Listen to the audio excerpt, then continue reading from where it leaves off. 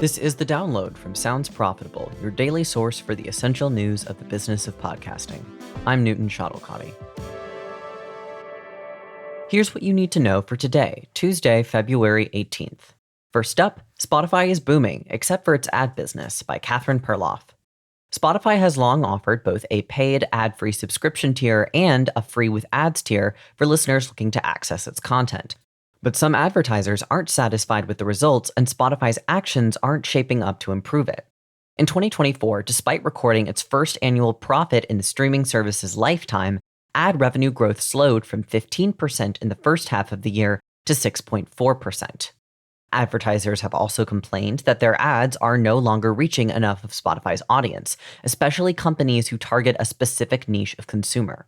While some have questioned if Spotify even needs ad revenue anymore, their video streaming contemporaries aren't seeing the same results. Netflix, formerly only supported by subscription tiers, recently launched an ad-supported tier in 2022 as subscription growth slowed, and advertising revenue continues to grow for them.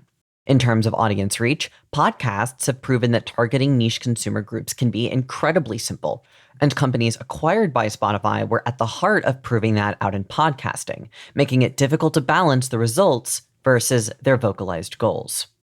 Next up, inside the fund investing $60 million in creators.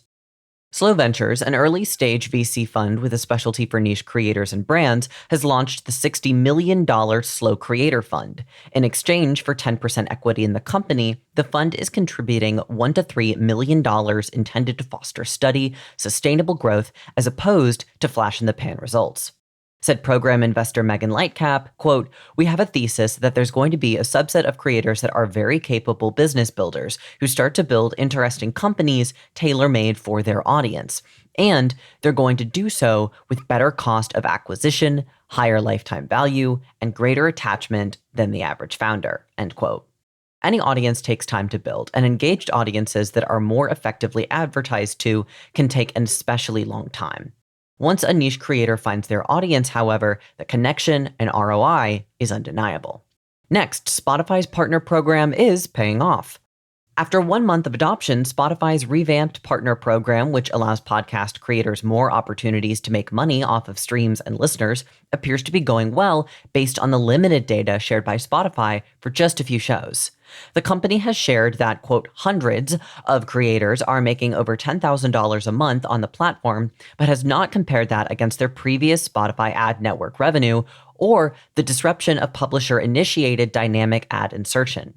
Video podcasting, which Spotify has especially been pushing in the last year, has seen particular success with on-platform video podcast consumption up 20%.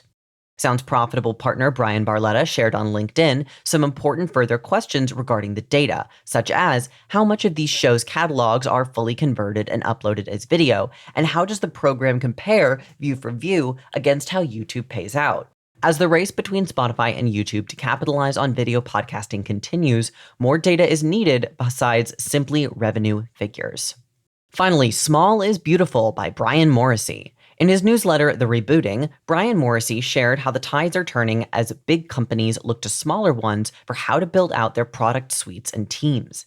As The Great Realignment, a larger media and cultural shift prioritizing engaged, niche audiences over widespread reach with surface-level engagement, takes hold, companies are finding that building an audience that is smaller but undeniably leaned in creates better long-term results. Explained Morrissey, quote, "What interests me is this is a final admission that institutional publishers cannot build big businesses on these platforms. They can use them for marketing and to eke out distribution. Instead, they need to get people to seek them out," end quote. The town square of the internet is dying out, and businesses are looking to direct-to-audience channels as well as the people who can build them. As for the rest of the news, Vox Media has returned to South by Southwest 2025 for the second annual podcast stage.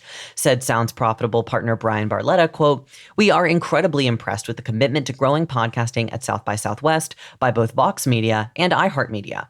Their dedication has made it even more valuable and created an immense opportunity for the entire podcast industry to plant their own unique flag in this event and benefit from it," end quote.